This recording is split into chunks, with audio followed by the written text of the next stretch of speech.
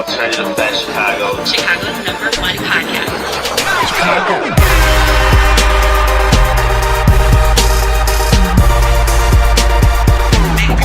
The city of Chicago. Alternative Facts Chicago. Chicago's #1 podcast. Audio file production.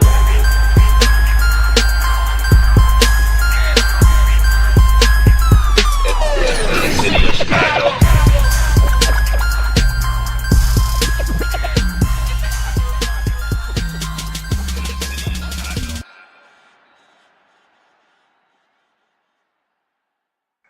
This is episode 87 of Alternative Facts Chicago. Been a long week, but we're ready for another great episode. This is Bihan back again. With Kate. Hey, how are you? I'm doing great. How are you? I am good. Ready for the weekend. I know. It's been a crazy week. It's been mad busy, but we survived. Almost back to the weekend, so I'm not mad about that. Me either. Never mad for the weekend. What do you got planned this weekend? You taking over the world or what? I'm probably going to chill this weekend. I've been nonstop. I was in Atlanta last weekend, surprising everybody, my friends, my mom. It was everyone's birthday, and that was nuts. I was go for 3 days, and then I came right back into town, went right to a conference, and I've been there all week. So Okay. I'm probably going to, chill. How was Atlanta? How's the ATL? Well, it was good. I mean, it was as good as Atlanta is. It's not my favorite city personally, but I got to see great people, and Okay. that's more important, You always hate on Atlanta. I'm not sure why. It's just, I don't know. It's just not a great city. I'm just being honest. Fine, It's just, fine. Well, yeah, fine. it's nothing against Atlanta. It's not a great city. Like, you know how there's people that live in Chicago and still love Chicago? Right. I don't know. A lot of people that move away from Atlanta just don't ever go back because it's just not a great city. Well, if you're a listener from Atlanta, I'm sorry. Please do not unsubscribe. The thoughts and opinions of Kate are not mine, so please still listen Oh my to goodness. Alternative Facts Chicago. I like Atlanta, so thumbs up. You trash everybody, so I'm pretty Well, sure not if they were Atlanta, going to so. unsubscribe, they would have done it already by now. And most Atlanta listeners, I think I brought them anyway. So, Well, yeah, Just and saying. true. Any negative reviews we have on the podcast are always about me, never about you, so it's all good. well, there you go. And So, anybody that knows me knows I hate Atlanta, so it's fine. It's all good. And me, so I got a work party tomorrow. We're renting out a bar Whoop, whoop. down here in Tampa for 3 hours. It's going to be dope. And Saturday, for some reason, everyone's all about this Kentucky Derby crap, which I could care less about. But I feel like it's a lot of Derby parties going on Saturday, which I don't care about it, but it's something to do. It's an excuse to drink. There's a lot of Absolutely. derby parties going on here, too. So I know. I might actually check one out, but we'll see. See, you went from chilling to checking one out, so I see you. Yeah, because I never end up chilling, but we'll see. We'll see what happens. True. And then Sunday, Cinco de Mayo, so tequila shots all weekend. Whoop, whoop. Got to do that. So for me, it'll be a good weekend, and I'm sure you'll be out and about. So whatever you do, be safe. Always. Nice. So let's get into it. But first, let's plug our social media. Yeah, make sure you're joining us in the conversation on Facebook. We get a lot of dialogue on there, post a lot of the articles we talk about, plus more. You can follow us at Alternative Facts Chicago. It's the same handle for Instagram, and then on Twitter at AFactsChicago. I'm on Twitter as Kate Hassett, CAIT, and on Instagram, Kate No Jenner. Yep. And I'm at Bhun1984. That's BHUN1984 on Instagram and Twitter. We've been posting a lot more on Twitter, so make sure you check us out at AFAC Chicago. You can always email us at alternativefactschicago@gmail.com. Always looking for new sponsors. Shout out to Showtime and The Shy for working with them as well, as they did get re-upped for season 3. So more to come with that. The show is doing great, so obviously we support them. That is great to hear. It's a great show, so I'm glad they got re-upped for season 3. And then lastly, of course, we're on iTunes, Spotify, Google Play, Podbean, SoundCloud. Hope I'm not missing any at Alternative Facts Chicago. Please subscribe and leave a review if you have not as of yet. And now, not a negative review about BM though. It's okay. You know what? I would say if you have no negative reviews, then you really don't have listeners. So you know what? Positive and negative, at least you're leaving a review and you're thinking of me. So hey, I'm glad that I'm on your mind. So if you have to fix your fingers to leave a negative review, A, you're crazy, you're weird, like why? But you know what? What gotta do. See, you go in on people more than me. Like, dude, there's this guy who remained nameless who still talks crap about me on Twitter. But that's another story for another day. It still goes on to this day, which we can talk about that offline. But I'm not sure why it's keep happening. But clearly, I'm still on this person's mind. But we'll talk about that one later. But anyway, back to positive news.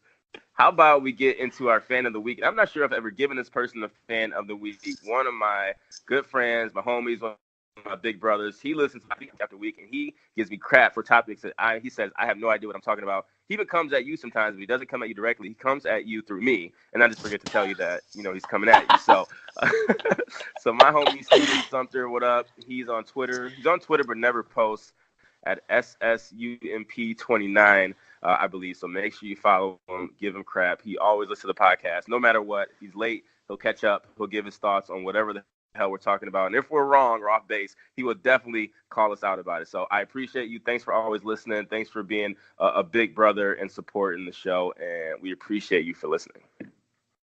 Yeah. Thanks, Steve. See, what I'm going to do, I'm going to have a message. It's triggered right now that you said he came at me, and nobody's ever told me this before. Like, when he hears I'm on this, Twitter too, Steve. You can let me know. Thank you.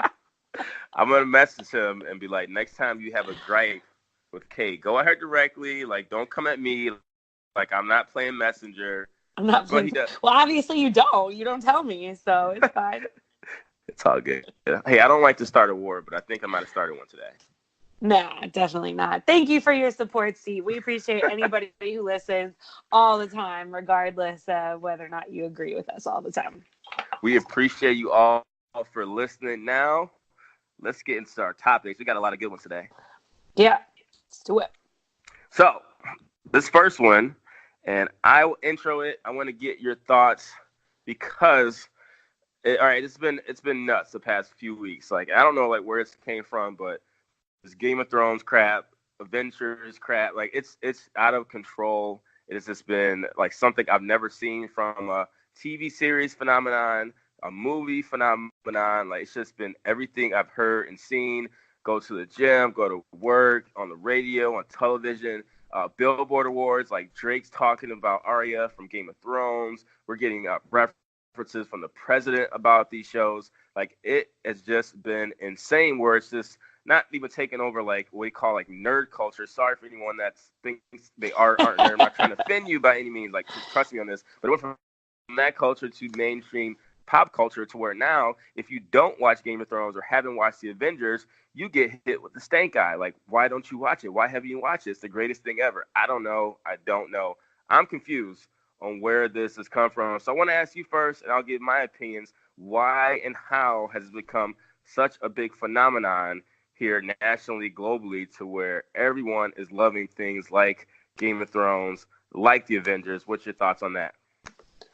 Well, I mean, I just think that they're both franchises that are coming to an end. I mean, it's just kind of like anything else, like any other TV series that we've seen that's gone on for years and years and years. It's like people really don't start loving it as much until it's the end. So, of course, like we knew Game of Thrones was going to end, and then we knew it was going to be like an epic end. Like anybody who's a real fan, like I'm going to go there and read the books or like follows the series more closely. Like they know how it ends. They know that everybody dies. And so they already know how a lot of this is going to play out. And they were already excited. And then when they announced it was going to end, they gave everybody like 2 years to catch up, before they announced the ending and the actual season aired. So I think it's just like the tension that's built up, like the people that waited around for 2 years for it, who were real fans, and then the people who took those 2 years to actually watch the series and like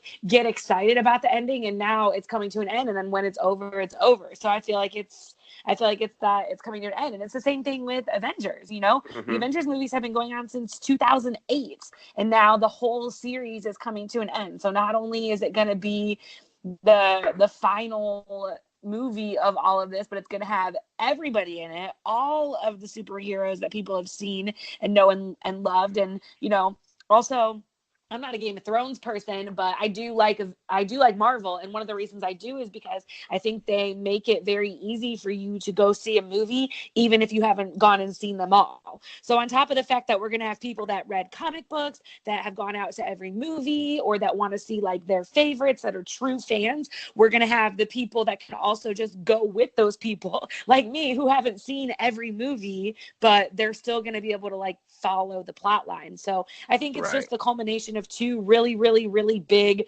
franchises right now that's got everybody buzzing.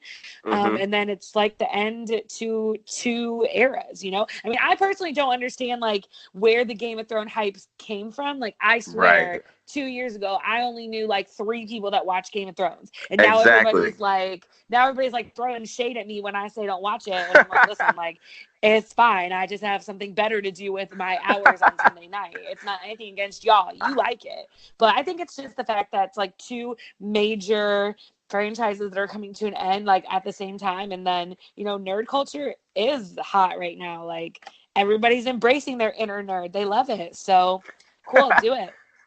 That's how I feel. Great answer. That is an amazing answer. You know what? You're right. I was wondering, but yes, the fact that both franchises are ending, that has to be it. And I'm so glad you said, like, a couple years ago, no one cared. Like, apparently, so a couple of my friends were like saying that, you know what, people were watching it back then. You know what? Maybe they did, but just like the hype, how much people were just all into it. Like the past, like last Sunday, you were considered a loser if you weren't watching Game of Thrones. Even to the point where I watched Game of Thrones, I've only seen one other episode, and I watched it because I was with some friends. Like, they rented out in their building. They rented out like the theater in their building. We like ordered pizza, had beer and stuff like that, which was cool. I had no freaking clue what the hell was going on, but it looked cool. I mean, I get it. The fight scenes were cool. I got the ending, and I saw one episode before that, so I kind of had an idea of what was going on, but really still didn't. It was cool though. I can see why people like it, but just a couple people like crying through the episode. I'm like, what are you crying about? Like, what are you crying about? No, stop crying. No, it's a TV show. It's gonna be okay. So just the whole phenomenon it's been crazy to see. And I feel like too, just like obviously for the Avengers, it's like I feel like people like things like video games, things that are fake, like people that like are like superheroes to them, like the Spider-Man, Star Wars. It's like that whole elements of things that are just like virtual reality or not real. I think people just have that fascination with it, even to the point now to where, like you said, I'm glad you mentioned it, like their inner nerd can come out. But one thing I will say is people got to stop coming at those that don't watch Game of Thrones, that don't watch the Avengers, because, man, you make people try to, like, feel bad about themselves. Like, bro, I don't care. Like, I'm sorry. Like you said, like, it's cool. You love it. You know what? It's just not for me. I've never had time. And people are like, you're not going to go back and watch all 8 seasons of Game of Thrones? No, I'm not going to go back and watch all 8 seasons of Game of Thrones. Absolutely like, not. It's never going to happen. I don't have. One person like, it only takes 72 hours to watch a game. I'm like, you really think I'm going to spend my whole weekend watching that? You're crazy. So no, it's just not going to happen. But for those that watch it, kudos to you. I'm glad it's over. So like, what's going to be the next phenomenon that comes out? Avengers, that whole series is ending. Game of Thrones is ending. I just feel like we're in the age of social media where all of a sudden things get so popular so fast. And then when it's done, it's going to be on to the next thing. But in the meantime, Avengers over $1.2 billion, the highest grossing movie ever. Game of Thrones, like the pirated stream, like TV, like the most watched series ever. Like, it's just nuts. But once that's over, then what people are going to do, I have no idea. Something else will trend. I did hear one person tell me that I thought was pretty cool. I met this person at this conference that I was at. We were talking about Avengers, and he said that his kid was like 9 or 10 when the first one came out. Took him to see like Iron Man back in 2008. That was like one of the first Marvel movies. I think it was like Iron Man and then the Hulk in like 2008. And so that was like the first time that he was really old enough to like sit through a really long movie like that. He was like, 8, 9, 10, around that age. And so now he's like graduating high school and the final Avengers was out, and they've gone and seen everyone together. So I was like, okay, that's kind of cool. I get that. Right. Because like I also like, for me, like I really liked Harry Potter because the first Harry Potter came out when I was 11 and he was 11. So like that was pretty cool, because if they had been on track to do like one a year like they were supposed to, you know, like he would have graduated Hogwarts like when I graduated. That would have been pretty tight, but it didn't happen like that. I don't know, but I thought that was pretty cool. But what about any like TV or movie franchise? Like, is there one that you're super connected to that you were really sad when it ended, or not for you?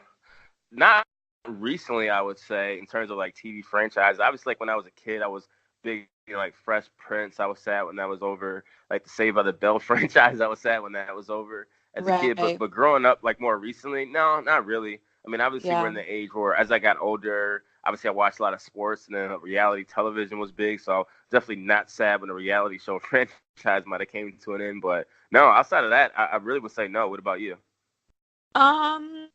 I mean, I think I just don't get really like emotionally committed to like any of those things, to be honest. But like, I mean, I did like Harry Potter. I was into that, but like I've never watched Star Wars. I'm trying to think of like the big franchises. I would say nothing that was probably really popular besides Harry Potter. For TV, Right. like I love the TV show Gilmore Girls. I was super upset when that got canceled because it was very sudden. It got canceled like after the last season had started. They like announced it, so fans were kind of like, "What?" But I mean, it wasn't like as big as any of this stuff is, so I think I was probably like one of the few people that was sad, but I was. But I was. So yeah, I was. Good so stuff. I don't know. I don't know. So I'm curious to get people's like thoughts and opinions on like why this phenomenon is so popular. I'm sure we'll get messages and texts about it. So we're not hating in any way, shape, or form. I want some answers. Like where this came from, like how it got to where it is. Like it's just been insane like the past few weeks. And we got I think 3 episodes left of Game of Thrones. Like so this Sunday, obviously Cinco de Mayo. I'm sure everyone that watches is gonna go home and make sure they're in front of their televisions and watch it. So have fun, have a blast. I may or may not watch, but you know what? Do you? I did see a couple tweets that were like, I'm emotionally shook after watching Endgame and Game of Thrones in the same weekend. And I'm like, okay, y'all take this way too seriously. Mad girls came back into work, like, said, I cried last night. Watch. I'm like, dude, no, why you crying? Like, I'm not joking. Like, just straight up crying. And they were like, well, you don't watch it, so you wouldn't understand. I guess I don't. You know what? I guess I don't. Enjoy, soak your wild oats. But now, switching back into some sports and back into the NFL. So now that the dust is settled, the NFL draft is come and gone. All 7 rounds is complete. Most of the NFL rosters are now set. Obviously, give or take a player or two going into the 2019. So with the fallout of the NFL draft, rosters are set. According to NFL.com, I checked today in terms of the current Power 32 rankings. I think the New Orleans Saints are considered the number 1 team as of right now. The England Patriots were number 2. The Rams were number 3, and I'm not sure who's number 4. I don't have the list up for me right now, but in your mind, it's the Chargers. It's the Chargers. So where do we stand? What are your thoughts? Like, who do you think, outside of what those rankings say, who do you think is the real leader in the NFL going into the 2019 season? I mean, I've just liked the Saints overall for like the past couple years. I thought that they've looked really good. I love that they picked up Jared Cook. I thought that was so good, and we thought the Patriots were going to get him and replace Gronk. So I thought that was really, really nice, and he's gonna complement the team. But I'm just like amazed with the Patriots. Like I just don't understand like with how they got who they got. I can't even say that guy's name. It's like is it Nikhil? I don't even know. Yeah, I want to say. Don't shoot me. Nikhil Harry, I'm pretty sure that's his name. Yeah, his last name is Harry, but I think you say Nikhil. I mean, the 32nd overall pick, like, everybody was surprised. I mean, he's going to be like a Josh Gordon placeholder right now, but, I mean, man, I think he's going to be a star anyway. Like, I feel like he's a really good player. I feel like that was a really good pickup. After, like, the lose of Gronk, people were just kind of speculating, like, who they were going to pick and how they were going to play the draft. And I just felt like they played it really, really well. So I don't really know if the Saints are going to be number 1. The Patriots just looked really good coming out of this. Yep, I agree. And we can always picked the Patriots. Like, they're just the way. And I put a post up, and people were commenting. I say, why year after year, like, why do the Patriots draft better than everyone else? Like, what do they do? Like, I really just don't get it. Like, for them to be able to get Chase Winovich from Michigan, like, he was one of Michigan's best players for all those years. Like, he's a prototypical, like, New England Patriot. He would fit in that system perfectly. He's a team guy. He wants to win, knows how to win, great player. Like, how the hell, like, why didn't any other NFL team get him before New England got to get him? Like, that's just a player who's going to go there and, like, do very well. Like, they always find ways to get players before other teams. Like, getting Harry is amazing. Like, he's a big dude. He's a great player. Like, he's perfect for what Tom Brady needs. So kudos to New England. We don't have to always talk about them because obviously they're going to kill it. I think one team, and not to be, obviously we're a Chicago podcast, but Chicago Bears did great getting the running back. I believe his name was David Montgomery. Like, they traded with New England in order to acquire him. So in this rankings, I think they're number 7 right now. Obviously they needed a running back since Jordan Howard exit, but I think the Bears are really, really, creating something special with their franchise moves they made. Obviously made the playoffs last season. So kudos to them. I'm pretty surprised that the Chargers are ranked so high after how they stunk up the joint against New England in the playoffs last year. Yes, they can do great in the regular season, but come playoff time, is Phillip Rivers really going to win you anything, especially with Tom Brady still playing? I really don't think so. So we'll see, but I am surprised, like I said, by Chicago Bears. Cleveland Browns have a good team going into the next season right now. Kansas City Chiefs, they may take a step back with this whole Tyreek Hill situation, the drama going on. He may not play at all next season. Right. And then with them also losing Kareem Hunt to another situation, they're going to be a much worse team going into it. So in the AFC, by far and away, I think New England's still the best team, with Indianapolis making a push, but still not better than New England. And then in the NFC, yes, the Saints will be there. We'll see how they do. And the Bears will also be there, as well as the Philadelphia Eagles. Absolutely. Can't wait for football. I know. It's coming soon. But I will say, speaking of football, we will have a discussion one of these weeks on why you hate football in the South. Don't think I forgot. When we have a week where there's nothing to talk about, we're going to deep dive into this. But we'll save that. But that topic is coming. We may save that for college football season, but we got to talk about that. Okay. We've talked about it before. Not fully in depth for our listeners, but we will have that discussion on air one week. It's super funny. We actually should it's like really funny. We should get my dad to come on that week too, because I was talking to him. We were talking this past weekend when I was home about how we hate Georgia football fans. Like, both of us. Oh, God. We just both went on our little soapbox like, ugh. And my best friend Mary went to Georgia. I was going to transfer and go there with her after I used up my scholarship at Valdosta State. I had every intention, and I literally did not go because of the fans. But anyway, that's another episode. Anyway, okay, let's move on. We'll talk about college football when it comes, because I frankly need a longer break from college football.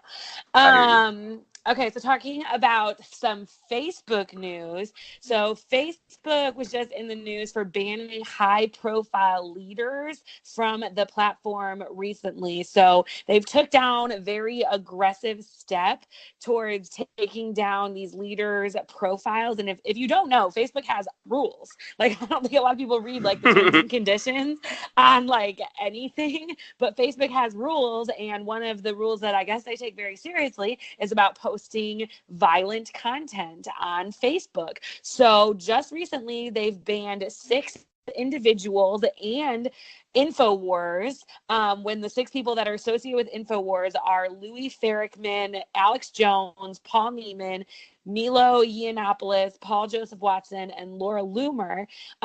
3 of which are like on the right wing, and then 3 of which are also Islam leaders, part of the Nation of Islam leaders. And so they've been posting content, like basically trying to start like Facebook riots, basically condoning like violence towards people that have differences of agreements with you, particularly certain like racial and ethnic and religious groups. And Facebook finally was like, that's enough, and took them down.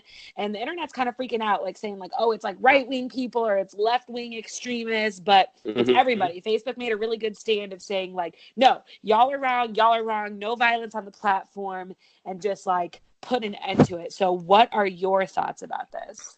If it's, obviously I'm all for those who are far right wing, saying obnoxious things, and we're at the time where racism is at an all-time high, like people just looking down on others, thinking they're better than others.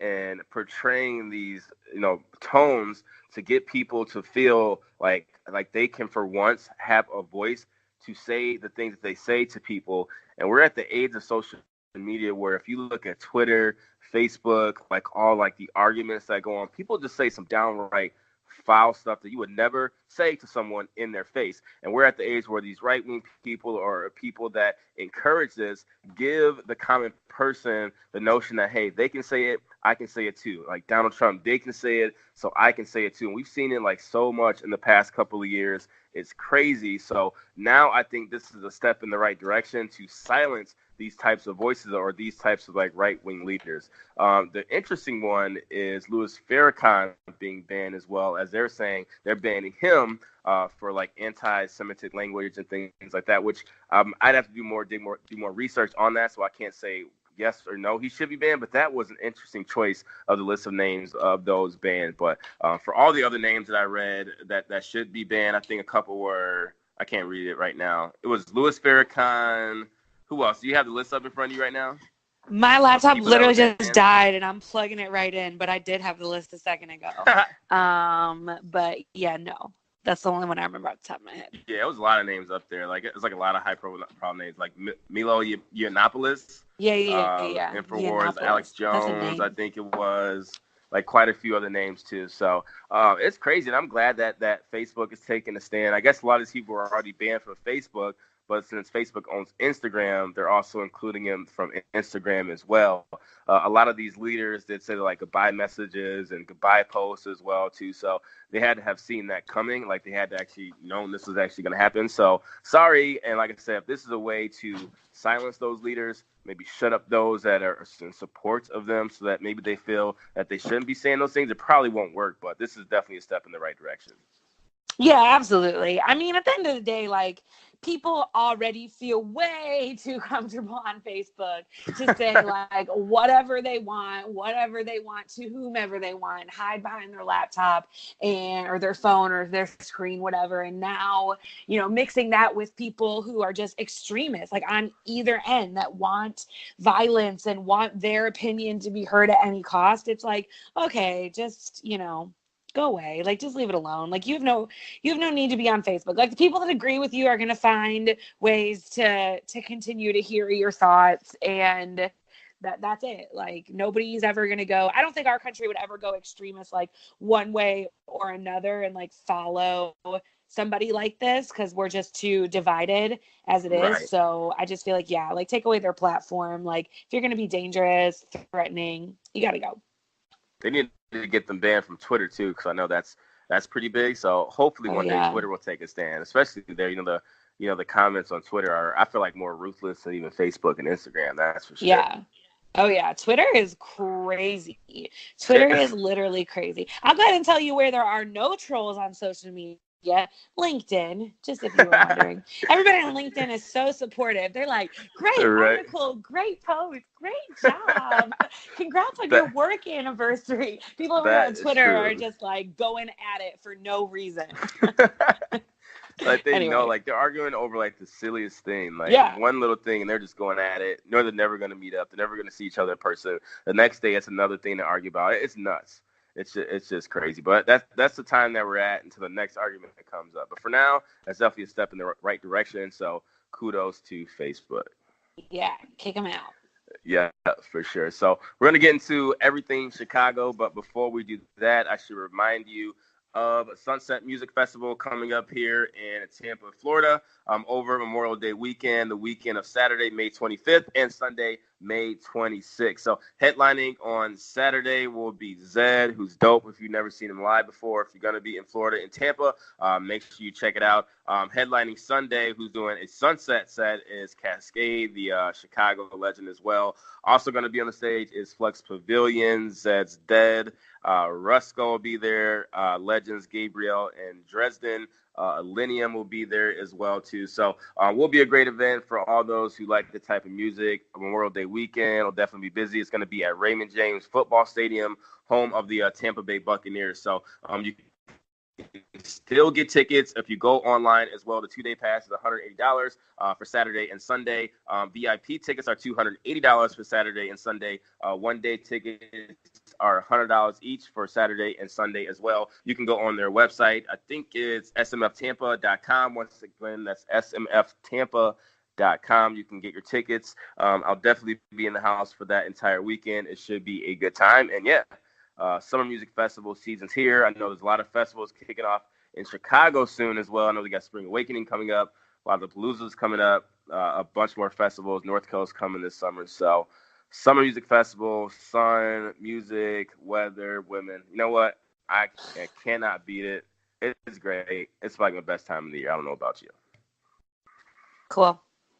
You hate when I talk about music festivals. I do not.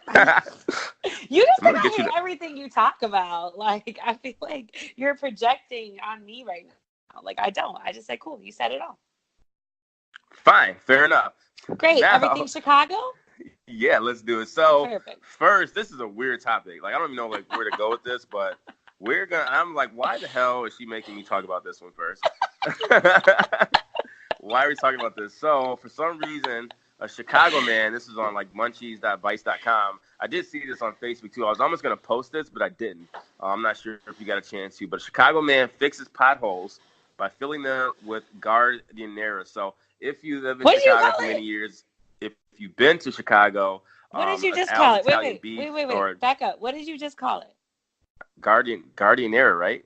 No? Jardiniere. Yeah. I said, what I say? Gardeniera? Yeah, how long have you lived here? Jardiniere. For 10 years, close enough. So what do you call it? It's Jardiniere. Jardiniere? Yes. Well, sorry. The peppers that come on an Italian beef? Yes, I've always called it Gardeniera. Okay, continue the story. Well, let me call it what I want. I really want Steve to let us know what he thinks about this one. I definitely do. So okay. He won't know. He's probably never been there. He'll probably know. Okay, go ahead. That's anyway, funny. Continue. So anyway, if you ever go to a Vienna beef, like Al's Italian beef, you go to a Vienna beef store, you can buy buckets of this. So this man, I guess, so the beloved condiment, I guess, obviously you can buy it and put on all your Italian beef sandwiches. So what he did, he bought a lot, and he recently went and filled all the jardiniere, like you like to call it, fill a few of the city's potholes, even to the point to where some of the workers will come and just grab a scoop of it and actually would eat it. This is going around. I really have no idea why this happened. What can you save the story? Like, why the hell was this man doing this? It was just a video, honestly, but it was kind of like in reaction to everybody saying like Chicago never fixes the potholes, like they take all our money and don't do anything for the streets. And so this guy was just like, oh, well, I have a great idea. I'm gonna go fill it with jardiniere. And so he's just scooping jardiniere into the potholes. It was just silly, but it was really funny. And compared to some of the more sad news that people are doing in Chicago, I felt like it was worth sharing, you know, taking a beloved Chicago condiment to fix the streets. Well, you know what? I'm sure our listeners appreciate that. That's a hell of a story, though. Obviously didn't do anything. Like, let's be honest. It's it's like peppers, but I feel that. Those things are kind of hot, too. Yeah, it is. Yeah, it can be. But anyway, go watch the video. It's really funny. We'll post it on Facebook. It's just funny. You just need to watch it. Okay, moving on to some other Chicago news. Something else really funny. So State Street was shut down Tuesday. It caused a huge ruckus. Everybody was like backed up. Ubers were on surge like crazy because of a suspicious package that was left on State Street. And when the cops went to go get it, retract it, after they shut everything down, they had like the authorities come in. It was a can of Chef Boy RD, a can of raviolis. Not even just that, it was turned into a school project, and it basically had like wheels taped to the side, and they had turned it into like a race car. Wow. I don't really know. The student has not come forward to tell us whether or not this is a suspicious can of ravioli, but the street was all the way shut down. The red line was backed up. Everybody was late to this conference I was at. It was freaking crazy over a can of ravioli. So did they get in trouble for this, or what happened? No, they have not found the owner yet. It was a suspicious package left on the street, and somebody called it into the authorities and was like basically saying it was like a bomb, and it was not a bomb. It was not a bomb at all. So all that for nothing, you're saying. Yeah. All that for some processed raviolis. Man, people are nuts. And obviously with like everything that's going on, everyone's always scared of threats, of violence or bombs. Like people will shut down the city or they'll freak out over any little thing, especially in Chicago right now. So I'm not shocked that happened at all. And that will ruin a commute. Like anything will ruin a commute in Chicago and like relatively quickly. Yeah, it literally, everybody was freaking out. Everybody was late. Tuesday was nuts. I hope you got through. But speaking of Chicago, driving, commutes, the city of Chicago, and if you've ever driven in Chicago, have lived there with a car for any certain point of time, you've always gotten the tickets. But now, if you have not known, the city of Chicago owes millions and millions of dollars to the city for back tickets, like refund on tickets. So I think right now they are behind, up over $3 million. I think $3,800,000 versus they had 55,000 tickets worth that have been like overpaid or like various reasons. So what happens is people don't know that you are owed this refund. A lot of times, if you pay taxes or refund, back to the city of Chicago, if you pay too much in taxes or paid the wrong amount or for any reason you owed a refund, the city of Chicago will not refund your money. So there's always ways you can go check into it. The crazy part is when you're dealing with the city of Chicago, there's always a process. So I know there's like an application fee that you can go into downtown and like apply to like say with your refund. It could be, and obviously that thing like the waiting period they were saying is like a couple weeks. This article I said it could take up to 8 to 12 weeks, which is absolutely insane. Like why would you wait 12 weeks to get like $30 back from the city? I don't know. But the fact is there is almost $4 million worth the back money that the city of Chicago owes you, and it could be you if you're listening. So make sure you look into it. Absolutely. I'm just saying, I would wait 12 weeks for $10 back from the city of Chicago. Like, they ticket you for anything and everything. And, like, when I first moved here and I was, like, living in the suburbs and commuting to the city, I came down, like, a couple times on the weekend and would, like, park places. And twice they gave me a ticket when I shouldn't have gotten one. Like, I paid to park there, and I had the receipt, like, in my door, and they still gave me a ticket. So I fought those, and they don't even tell you though, like when it gets waived. Like they are shiesty and they deserve to pay all this money back. So everybody go claim your undelivered money, even if it's like $10. Go get it. Chicago owes it to you. Yeah, definitely go do that. Claim that money. Get every single dollar that you owe. Go do it. Absolutely, especially because they're out there like booting people. Like they're serious. Oh yeah, for sure. They do it all the time. You see in Chicago like cars on boots on a daily basis. It's crazy. Yeah. It is nuts. All right, some other Chicago news. So the city of Chicago is obviously committed to public transportation and access to which, and so they've just now announced that they want to conduct a pilot program in the city for the demand and impact of electric shared scooters. So, Lyft has a program like this. There's a couple other ones out there. Divvy Bikes has one where it's like you go and rent a bike, but it's an electric scooter that you rent with your phone or, right there on the kiosk. You pay to take it, and you take it around the city and then return it to either like a designated spot, or I know when I was in Austin, you could basically just drop it anywhere you were and like log off the app and it would stop charging you and it was done. So there's just scooters like randomly around the city. It's very interesting. So Chicago wants to check out this pilot. They are opening up the floor for vendors to come to them. Obviously, Lyft, I'm sure, will place a bid, and some other cities. It's going on until October 15th. So we are looking at having some scooters in the city of Chicago. What do you think? How do you think this will work? I think it'll work. I mean, I think it's a good idea. Obviously, people don't like commuting by cars because obviously having a car, traffic, it takes too long to get places. So with Divvy Bikes, Ubers, trains, buses, flights. I don't know like how you get around the city of Chicago. I think it's definitely a good idea. I don't know. Yeah, walk. I definitely think it's work. I know. You know what's funny? Being in Florida, like if you walk even 5 minutes, some people are like, "Why are you walking?" I'm like, exactly. Yeah. It's weird. It's like a totally different mindset. Like Chicago, you walk like anywhere. Like New York, you walk anywhere. It's just totally different mindsets. So I think it's a great idea. Obviously, just have to make sure there's like pathways. Like make sure you're safe. Like people that ride bikes in Chicago, like I don't know how you do it. Like it's beyond me.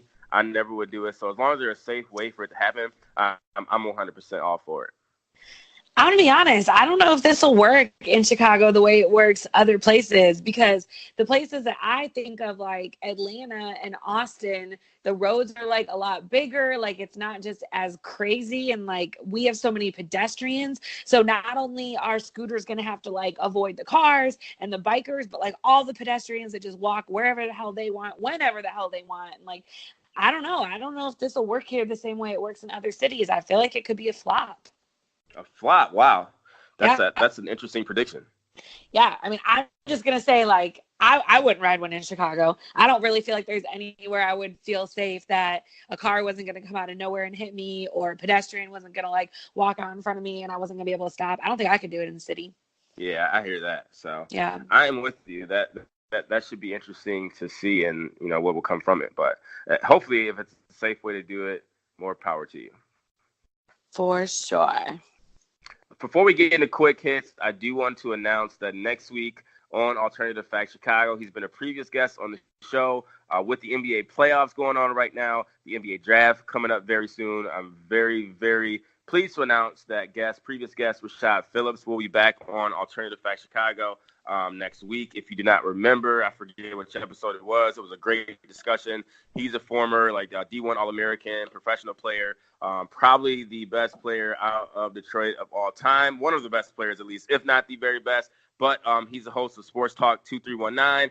He's the NBA prospect guru, college basketball analyst, and he's an Orlando Magic insider in the city of Orlando. Great guy. He is on Twitter as well at RP3Natural. His guy is amazing with his thoughts and opinions. Like, he predicts like so much. They call him Yoda. It's crazy. Like, if you ever follow his Twitter, he predicts a lot of things, like what player is going to do well, what player has a bright future, who's going to be good in the next 3 to 5 years. And 90% of the time, it always happens. So great guy, great. And obviously it'll be a perfect time to discuss with him the state of the NBA and NBA playoffs as well. We're going to talk about in quick hits, and then obviously coming up in the NBA draft. So be on the lookout for Rashad Phillips on episode 88 next week.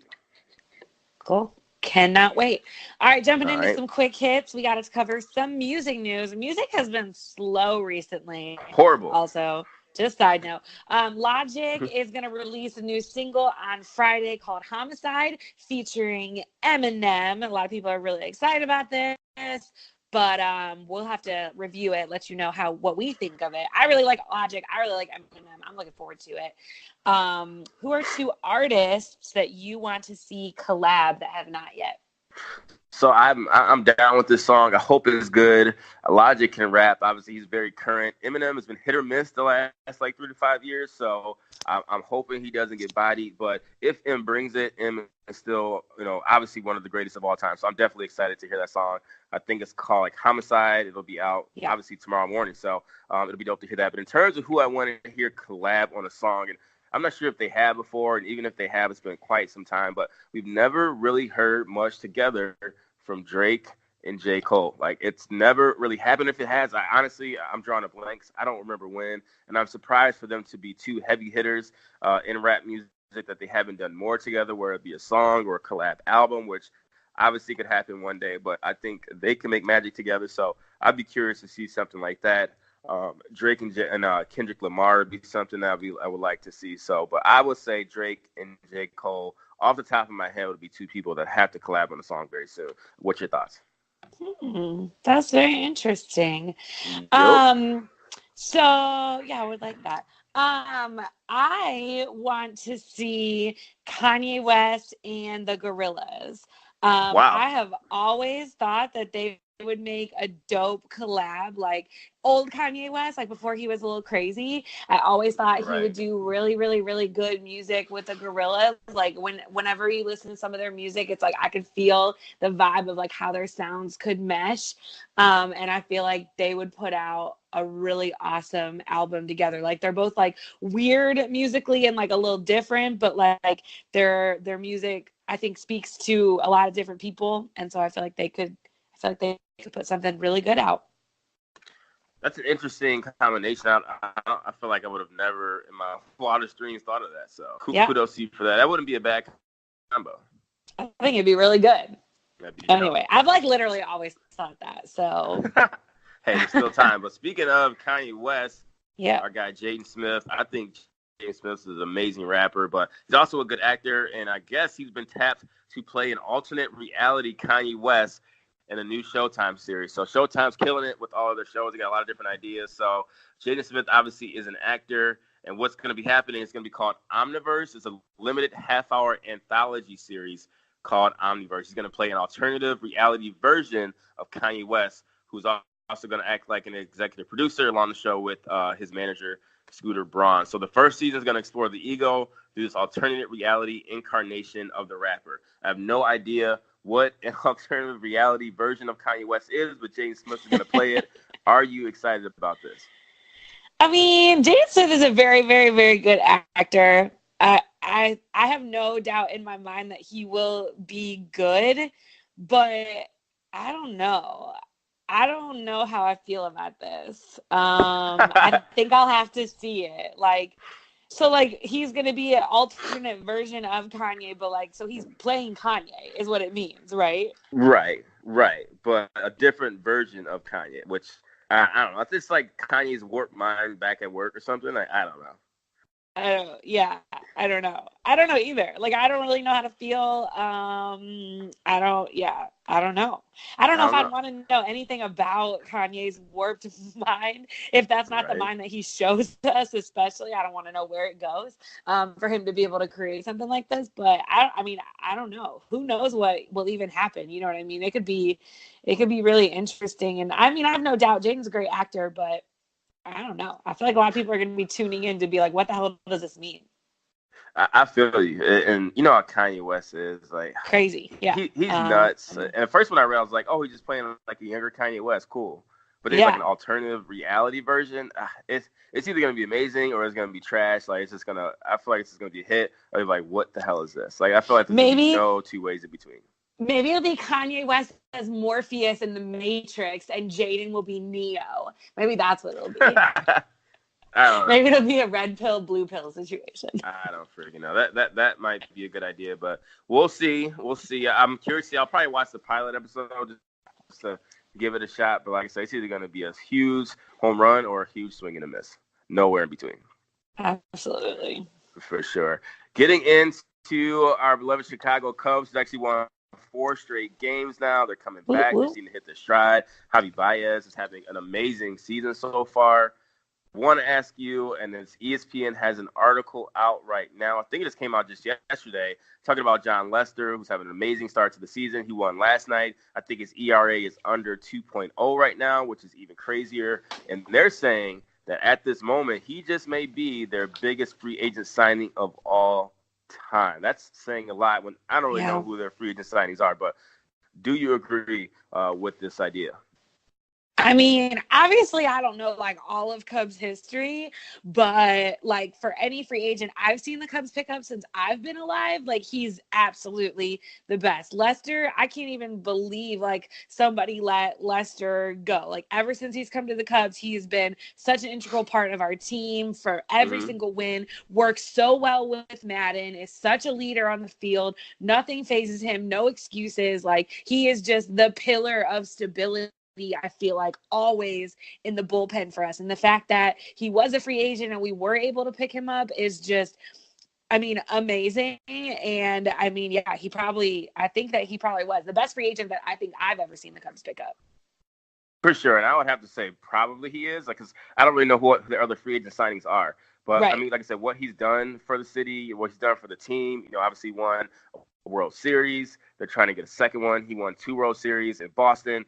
Why the hell did Boston let him leave? And he's just getting older, and he's still dominant. He's having a great start to the season, headed toward another All-Star game appearance. So, like you said, probably if I had to do a deep dive and really research their free agent signings, I'm sure we can find someone comparable. But just the impact that he's had. Another opening day start this season. So the crowd, the fans, the city loves him. He's embraced the city. So yeah, probably. And if they're going to make the playoffs and get back to the World Series, it's going to have to be on the backs of him, Javi Baez, Rizzo, Chris Bryant. So obviously, getting him back and for another season, he's doing well. I think it bodes well for the Chicago Cubs leading into the summer run. Absolutely. All right, moving into some movie news and very, very sad movie news. After suffering a stroke just this week, director John Singleton has died. He was just 51 years old. If you're not aware, John Singleton was one of the most prolific directors, writers, producers in Hollywood. Of course, at just 24, he was the youngest person and African American to ever be nominated for an Oscar back in '92 for Boys in the Hood. He's also been a part of credits like more recently like Snowfall, Billions, Empire, American Crime Story, like really a huge part of Black and just American pop culture here in America. We are so sad. What is your favorite movie by him or project by him? Yeah, and obviously most people are always going to say Boys in the Hood. That's the immediate one you can default to. So I'm going to throw a wrench in this. I'm going to go a little bit left. And maybe I'm being a homer because I'm from Detroit, but I'm gonna go 8 Mile. Amazing movie. I know, sleeper. People probably would never know that he helped, produce that movie, directed that movie. I mean, obviously it was a hit. Just great from beginning to end. So I'm gonna go 8 Mile. Obviously that's a sleeper. He's had many other amazing movies. I won't name them because I'm not gonna know what you're gonna pick. But obviously he's had a lot of classic movies up and down the line. But I'm going to go 8 Mile. I love that movie. What about you? That is a really, really good movie. I actually didn't know he had anything to do with 8 Mile. Sure did. And that's one of my favorite movies of all time. Yep. I think the obvious is Boys in the Hood. Obviously, I think a lot of people would say, I want to say Poetic Justice because of Tupac, Janet Jackson. That's a great movie. But I actually think my favorite movie by him was Shaft. Oh, wow. That was one of my favorite movies. And that was actually one of the first like R movies that I saw behind my parents' back. It was out like in 2000. I was like 10 years old. And I like loved that movie. So, I mean, obviously not as much at 10, but now that I've seen it more in like recent years, but I think that Shaft is one of my favorites. It's just like full of action. Of course, Samuel L. Jackson is legit. And that's probably my fave. Dope movie. Can't go wrong there. Baby Boy is another sleeper. That is an amazing movie. So, I mean, he just got a ton of movies. List goes on and on. Oh, yeah. Too Fast, Too Furious. Yep. That was a good one, too. And I think that was one of my favorite ones out of the franchise. So. Facts. So, that's a franchise we didn't talk about earlier. Did you like the Fast and Furious franchise? Were you sad with that one? Well, it's not really ended, but I don't know. I don't think it's over yet. I feel like it's definitely not over. It's dramatically different now that Paul Walker has passed away. Absolutely. I agree with that. But, rest in peace, John Singleton. Amazing mind. Brought a lot of great ideas. So rest in peace to him and obviously to all his family, grieving as well. We are with you. Moving on. What else we got? So now we haven't really talked much basketball in NBA playoffs, and maybe there is a reason why for that. We'll talk about it quickly. Obviously, we're in the second round of the series. I think games 2 and 3 are going on right now. Golden State's doing well. Boston is tied right now in their series with Milwaukee Bucks. Philadelphia and the Raptors are also tied.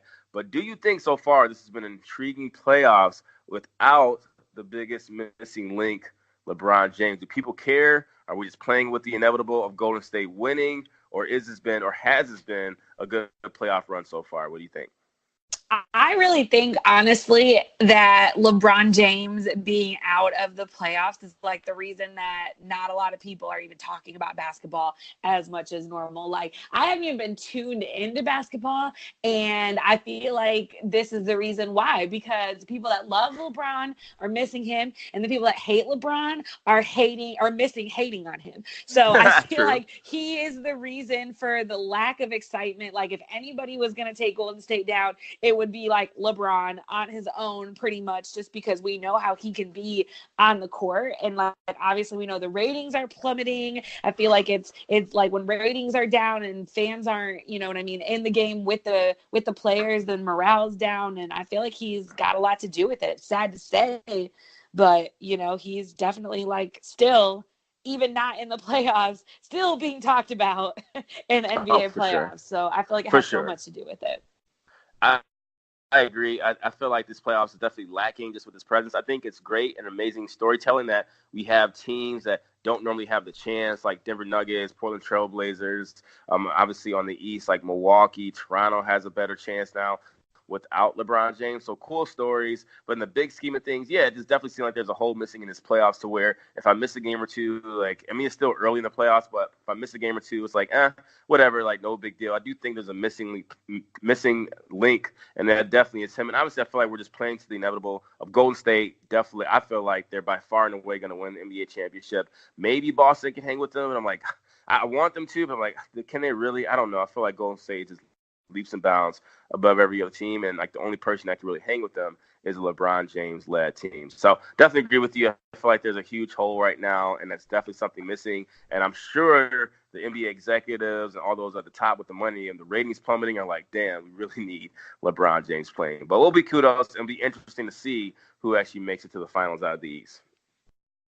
Absolutely. All right, staying on sports. So ESPN Magazine has announced that it is closing down. Well, kind of. So ESPN Magazine has been around since 1998, so 21 years in the making, and they are officially closing up their printed publication. They will stay online. They will continue to put out ESPN Magazine articles, but it will all be digital. Apparently, it's been rumored for a few months, but it was a pretty brash decision this week, and it was just announced to like the staff this week, so it's kind of interesting to see that. But they just say that consumer habits are evolving and they want to evolve as well, and all they're going to do is stop printing it on paper and sending it in the mail, but it will still be the same ESPN magazine. So what are your thoughts on printed magazine specifically? Do you read them?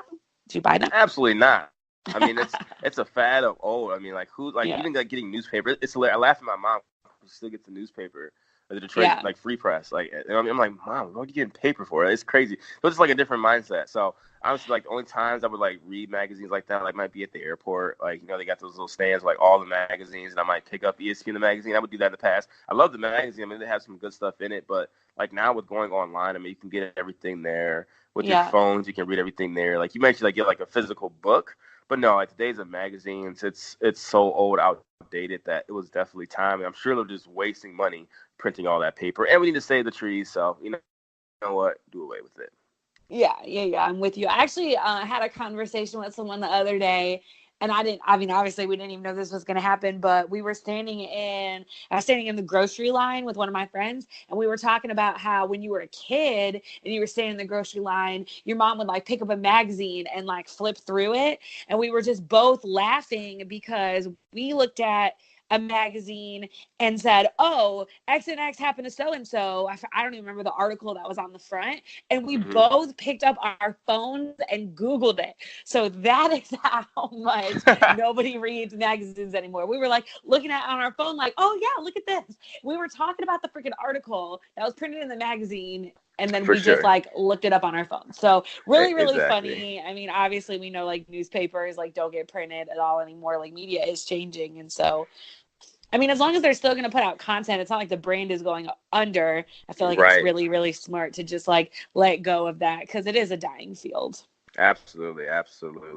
And quickly getting to Burger King, they are trying their hand to keep a competition with McDonald's. Obviously, McDonald's trumps them in terms of like overall profits, and they're competing with them in like a little bit of a twist. And they have all these combos now called Unhappy Meals, which has actually been debuted to a mixed bag of results. How many weeks over and under are you giving this silly idea by Burger King to compete with McDonald's with Unhappy Meals? You know, Burger King just does this. Like, they just do the most ridiculous things. Like, I feel like whatever somebody else does, they just go do the opposite. Like, when everybody else was rolling out, like, low-fat this and salads and blah, blah, blah, Burger King's like, the triple-double Whopper bacon burger. Like, they just always go. Whopper. Yeah, I don't know what it's called. I don't eat that at Burger King. But they just do the opposite. Like, McDonald's canceled supersize stuff after that documentary came out, and Burger King put out like gallons of Coke with every order. Like, they just go the exact opposite. So I'm definitely not surprised. I think that people who like Burger King just like Burger King, and it doesn't matter what marketing tactics or what new things they roll out. Like, the people that like it just like it. They just prefer to go to Burger King. Exactly. Like, I'm gonna go to Burger King as I want to, not because of the unhappy meal, so I can Right. compete against McDonald's. And Burger King will never, ever, ever compete with McDonald's. There's too many McDonald's. They're Right. everywhere, like gas stations. So, do you, like I said, they try things all the time. I give this maybe a month or less, and this campaign will be over. I mean, at least it was just like It's sizzle kind of out. funny though. It was funny Yeah. though when I read it. Oh, it's super funny. It's hilarious. Okay, and our last quick hit, and one of my favorites to get your opinion on. So Facebook has just launched this new feature, brand new to the world, where you can name a secret crush list. You can name, I think it's 5 people on your secret crush list. Nobody knows. It doesn't alert them. It doesn't tell them. But if that person also names you to their secret crush list, you get like a match like you would on any other dating site, and it alerts you and lets you know that you guys like both are feeling each other. So what are your thoughts on Facebook doing this? Do you think it's creepy because it's like a family platform that they're like trying to cross into online dating? So Facebook is smart. I mean, they're obviously trying to take people out the game. They purchased Instagram. Like, now obviously Bumble, Tinder, Hinge, all those sites are huge right now. So essentially they're trying to take them out of the game by basically bringing Hinge, Tinder, and Bumble to Facebook. So it's kind of how it's actually a genius idea. Very genius, very smart. It's kind of like the poke thing, like that you can like poke people that you like in the past. Obviously that died out. So they have to like try new creative ways to get people interested in each other. It's freaking nuts. It's fucking crazy. But at the end of the day, I kind of admire Facebook for their idea of taking out the competition. Kind of how like Instagram with Instagram story trying to take out Snapchat. So obviously Facebook has Instagram. Like Facebook wants to own every single part of the internet and social media wise. So right. I think this is the next step in evolution to where now it may be a secret right now and you can have secret crushes. One day there will definitely be a Facebook Bumble mix of something to where you can start swiping left and right on Facebook completely. I promise you that is the next wave. And like basically you can already connect your Facebook, I think, to Tinder as it is, or one of those sites as it is. So they're already halfway there. Now they're trying to take them out of the competition. So I think it's a smart idea. Will it work? Probably. I'm sure it'll work. And it will start some drama along the way. I'm going to go the opposite. I think this is a terrible idea.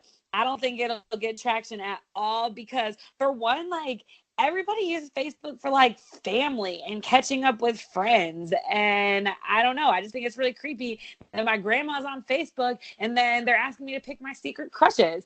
And I just like, it's weird. Like, keep it. I just feel like you should keep it for family and like not for that. I think the poking thing is creepy as hell. I think that the people that try to do dating on Facebook are creepy as hell. When I get somebody slide in my Facebook DM, I'm like, oh hell no. It is so creepy. Guys are already so ballsy on that platform. Like, just message you from anywhere. And like, I just feel like this has made it more ridiculous. And I feel like the Facebook connections you have, like, you should have known them for like a while. Like, it's more of a personal platform than like Instagram or Twitter where like you follow people you don't know. Like, people don't connect to strangers on Facebook. So if they've had a secret crush on you for as long as they've known you, like, they should tell you in real life and not on Facebook secret crush. Like, come on, man up. Like, we don't have to put everything online. People hop in people's DMs all the time. Maybe not on Facebook. Yeah. I think that's creepy, but obviously they do it on Instagram a lot more. But I definitely get what you're saying.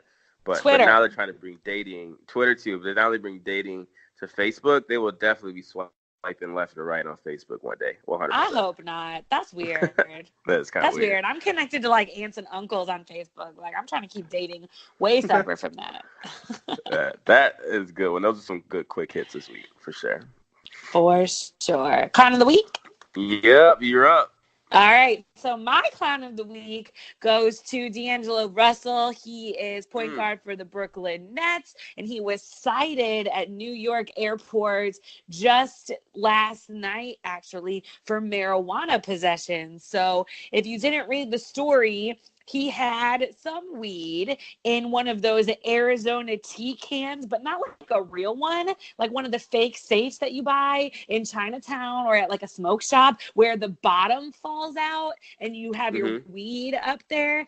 And so he thought that this was like legit and tried to travel through the airport and didn't think that the drug sniffing dogs would sniff it through the Arizona can, and was busted. So of course it was like less than, I can't 50 grams. So it's just a citation in New York. It's like a fine, $100 or less. But Right. this guy's really funny. Like, he's got all this money. He's like fairly famous. Like, I thought only like high school stoners bought those like little safes to like hide shit from their parents. But D'Angelo Russell also has one. So he's my clown of the week. I feel like with that much money, you should just hide your weed a little bit better. Hide it a little better, or maybe wait to the city you're going through too. That's true. And have a connect there. Like, come on, bro. You got millions of dollars. Like I said, you're fairly famous. You're an NBA player. You got to have a hookup where you're going. Like, just get weed there. Like, you just, at this point, you don't need to ever be getting caught with it in an airport in that manner. And I like D'Angelo Russell. He had a great season, made the All-Star team. You're still doing bonehead stuff like that, bro. Unfortunately, you definitely deserve this one. Agreed. Who's your clown? Mine is Miss Taylor Swift, who's making a comeback again, like her new run for the summer. She like goes and out, she'll be hot for a while and she'll like disappear. And now she's back, and she kicked off the Billboard Music Awards last night. I missed the show. I didn't get it. It was kind of weird. The Billboard Awards were on a Wednesday. I had actually no idea it was on. But anyway, going off on a tangent, she is getting destroyed on social media because she had a performance, what they said was great. But if you remember Beyonce's performance from Coachella in 2018, obviously her homecoming documentary on Netflix, it looks fairly similar to exactly what Beyonce did. Like, if you haven't seen the performance, Google it. It's all on social media. She had like the drums. She had like a band out there. Looked very similar to where now people on social media are joking about Taylor Swift and calling it Mayochella obviously instead of Coachella, and basically ripping her off. And if you remember, she was also under fire back in 2017 for stealing Beyonce's idea back when Taylor Swift had the Look What You Made Me Do video in 2017. Some said it appeared to mirror parts of Beyonce's 2016 Lemonade video. Now, you know what? I totally get it. I mean, Beyonce is amazing. Her creative ideas are amazing. But in no way, shape, or form, Taylor, should you have a band out there. And like you and bands just don't really mix. Like, your vibe is totally different to Beyonce's vibe. And do you really honestly think that you would have done anything like that had you not seen Beyonce do it in the past?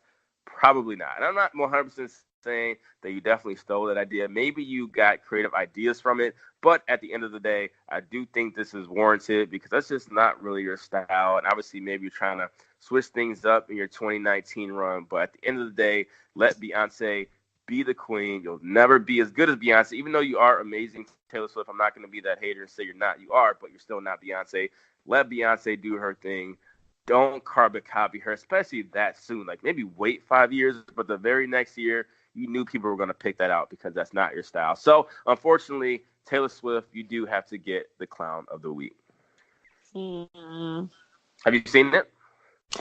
I have not, but I'm just going to be honest. Like, I just always wonder how, like, okay, first of all, I feel like she gets clown of the week just for like upsetting Beyonce's fans. Like, it has nothing to do with the performance. Like, you just don't go after Beyonce because her fans are cray. But I just always wonder, like, with things like this, like even big stars like Beyonce and Taylor Swift. Well, maybe Beyonce is like a little different, but even with Taylor Swift, it's like how much of their performance, like, how much creative freedom do they really get? You know what I'm saying? Like, I know they have people. I know they have like brand managers. Like, I feel like they have people planning out so much of this. So I just have like a really hard time when people are like, oh, she copied Beyonce. It's like, okay, but like, first of all, like, did she even know? You know what I'm saying? Like, did people come up with this stuff? Was that even like really Beyonce's idea? Like, was that somebody else's idea? You know, it's like you don't really know the moving parts behind it. But clown of the week for pissing off the Beehive, because that's just that's just like somewhere you don't want to go. I guess with Beyonce, though, what I have read is that in terms of her performances and stage show, she is involved in every single aspect, from the choreography to even who makes the choreography teams, the band. Like, she picks them out like one by one, so she's a part of it completely. So her, I can totally see. Taylor Swift, I can't prove it, but probably not. So that's what I'm saying. Like, I feel like Beyonce probably is, but I don't know about Taylor Swift. Definitely not. I'm gonna go out on a limb and say she's not. But someone probably had the idea, was like, and thought, oh my God, this looks cool. Let's have Taylor Swift do it with the twist. And you know what? People picked it out. So yeah. And obviously she's gonna run with it, and now she's getting slammed for it. But what can you do? Nothing. Nothing. Absolutely Good, nothing. Taylor Swift just gets slammed for everything she does, too. She though. does. Like, She does.